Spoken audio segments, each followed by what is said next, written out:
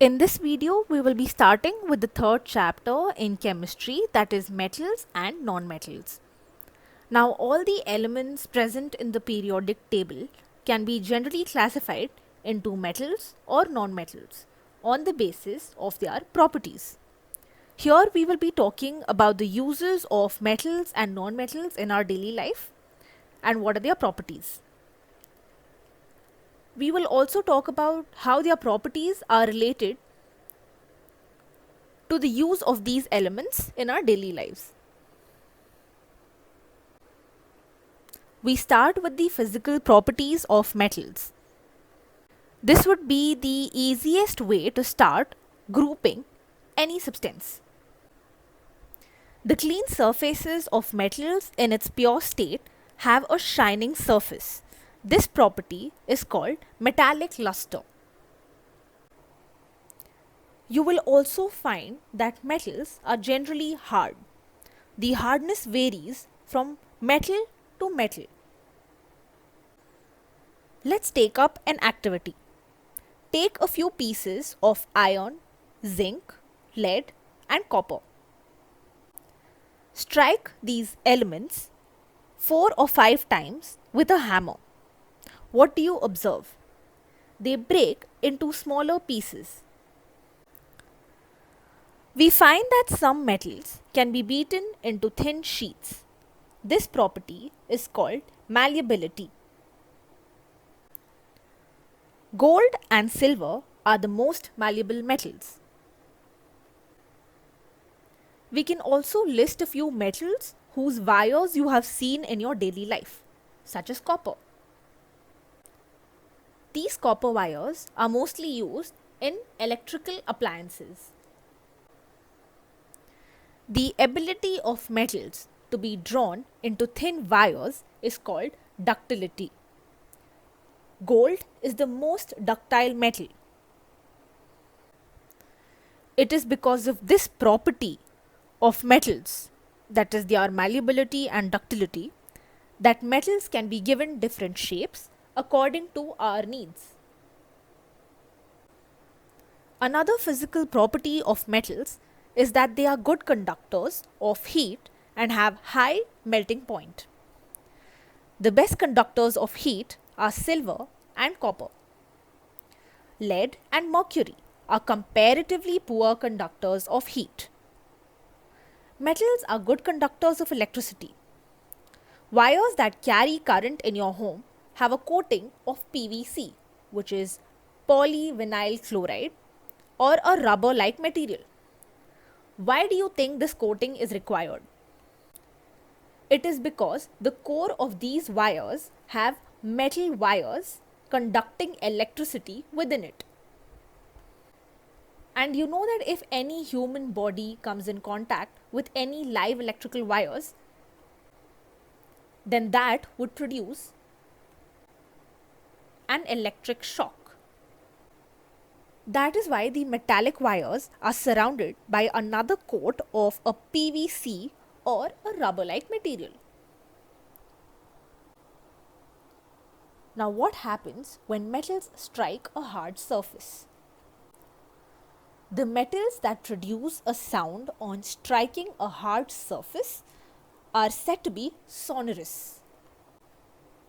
You must have observed your school bells. They have a metal surface, and when you strike on your school bell, they produce a sound. And because of this property, the school bell is a sonorous. Now we talk about the physical properties of nonmetals. Nonmetals are very few as compared to metals.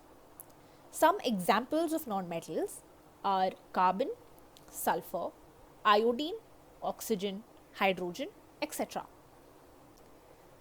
Nonmetals are either solids or gases, except bromine, which is liquid. Do you think nonmetals have the same similar physical properties? Let's find out. All metals except mercury exists as solid at room temperature. You also know that metals have high melting point, but gallium and cesium, which is a metal, has very low melting point. They will melt if you try to keep them on your palm. Iodine, which is a non-metal, is lustrous. We know that mostly metals are lustrous, but here in this example, iodine, which is a non-metal, has a property of being lustrous. Now we talk about carbon. Carbon is a non-metal and it can exist in different forms. Each form of carbon is called an allotrope. Diamond is an allotrope of carbon and it is the hardest natural substance known to mankind. And it also has a very high melting point and boiling point. Graphite is another allotrope of carbon. It is also a good conductor of electricity. Now, these physical properties that we talked about were similar to that of metals. Now, just by looking at the physical property of an element, can you say that that particular element is a metal or a non-metal? No, because most of the metals and non-metals have similar physical properties. And if we want a clear classification between them, we will have to do it on the basis of their chemical properties. Now, most non-metals produce acidic oxides when they are dissolved in water. And on the other hand, most metals give rise to basic oxides. We have learnt about acidic oxides and basic oxides in the previous chapter. Now we talk about the chemical properties of metals. What happens when metals are burnt in air? You must have observed magnesium burning in air. They give a dazzling white flame. So do you think all other metals react in the same manner as magnesium? Almost all metals combine with oxygen to give us metal oxides. Here we take an example of copper. When copper is heated in air, it combines with oxygen to form copper 2 oxide, which is a black oxide. Similarly, we take another example for aluminium oxide, where aluminium combines with oxygen to give us Al2O3, which is aluminium oxide. Now, recently we learnt about metal oxides being basic in nature. But some metal oxides, such as aluminium oxide and zinc oxide, show both acidic as well as basic nature. Such metal oxides, which react with both acids as well as base to produce salt and water, are known as amphoteric oxides. Let's take an example of aluminium oxide reacting with an acid first and then with a base.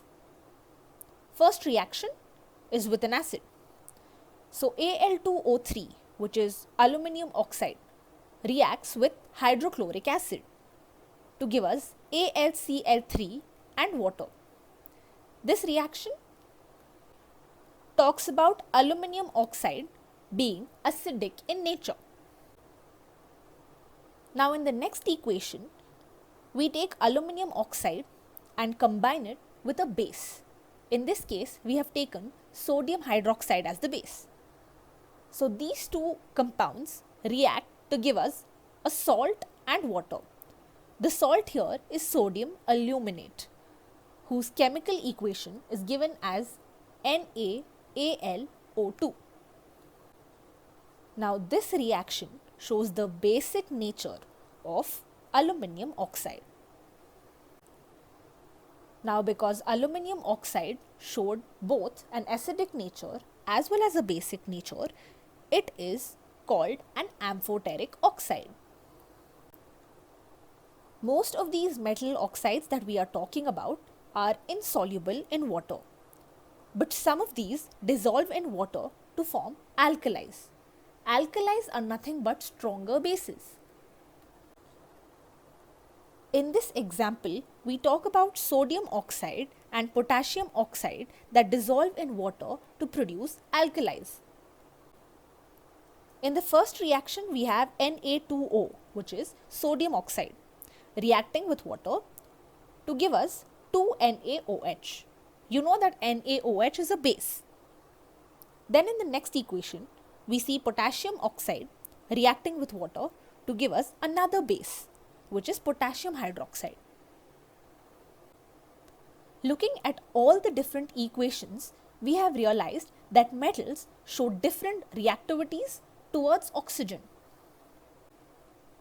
Metals such as potassium and sodium react vigorously and can catch fire if kept in open. Hence, to protect them and to prevent accidental fires, they are kept immersed in kerosene oil. Caution: always handle sodium metal with care. Never try to touch them directly with your bare hands.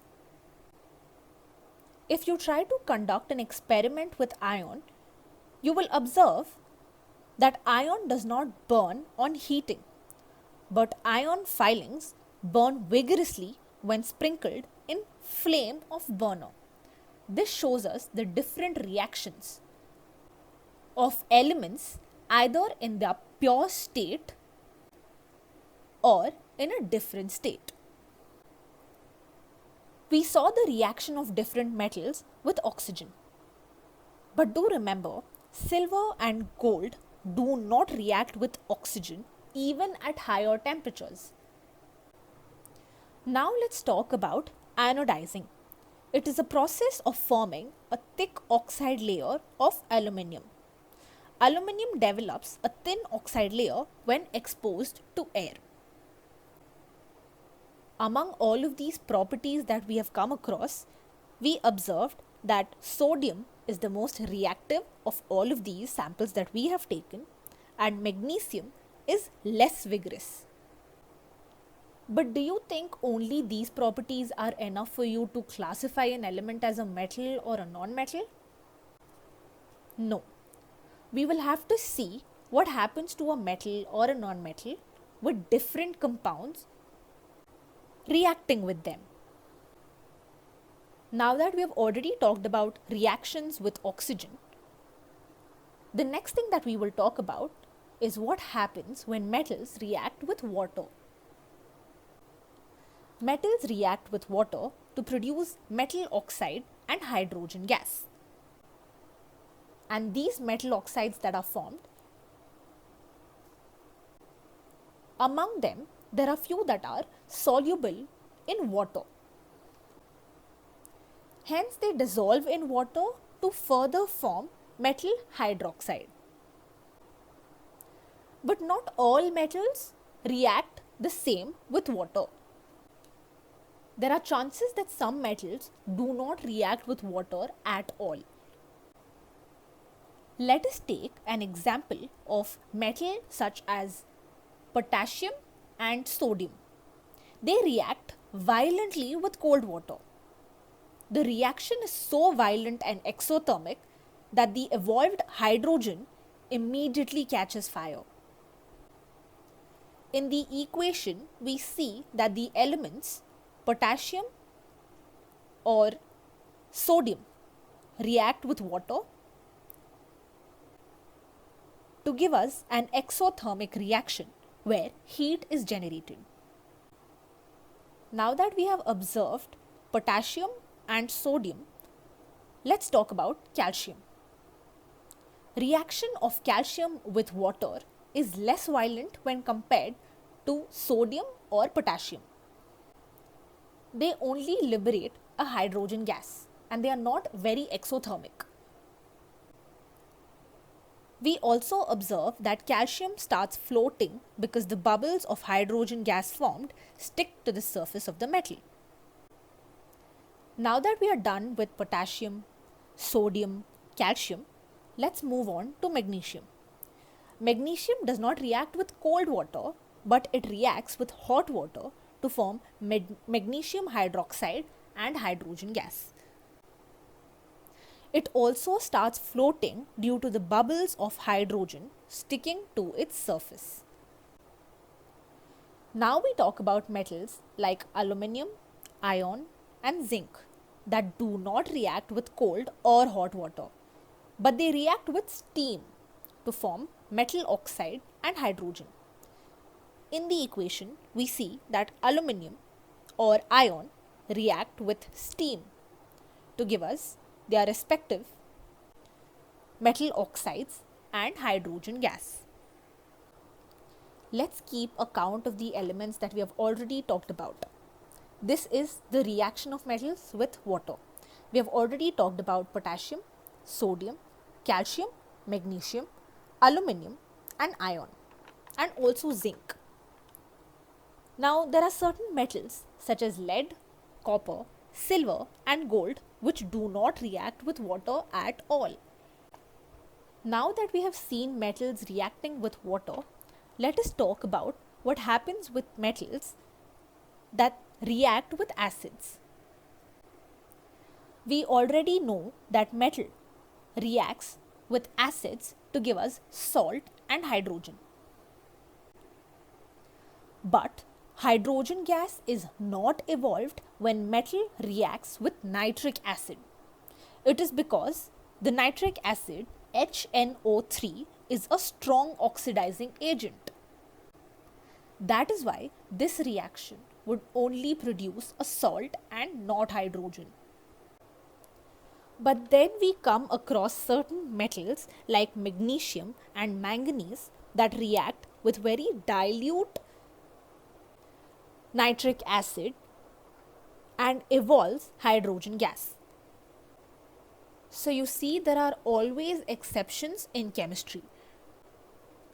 If one metal does not react with a compound, it's not necessary that another metal with the same chemical properties will react or not react with the same compound.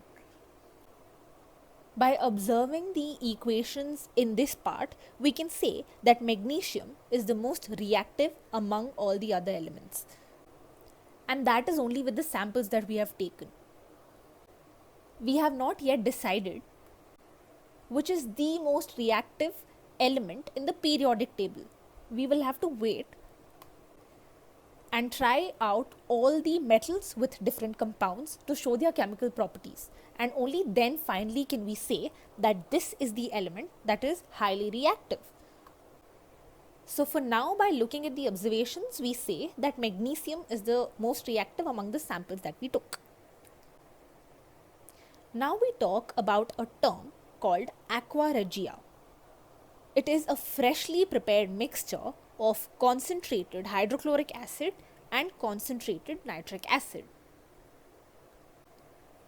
Now that we know what happens to most of the metals when they react with acids, let's talk about how metals react with solution of other metal salts.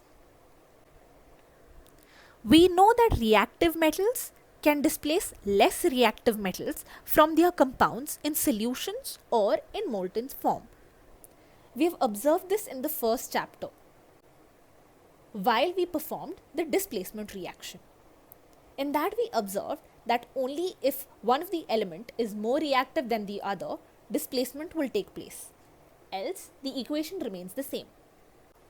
So here what is happening is that metal A reacts with a salt solution of metal B to give us a salt solution of metal A along with the metal B. Now we have the list of the reactivity series in front of us. We did observe this in the first chapter as well, and I also told you that we will be discussing about the reactivity series in the coming chapters. So this is where we talk about reactivity. Which element is more reactive than the other?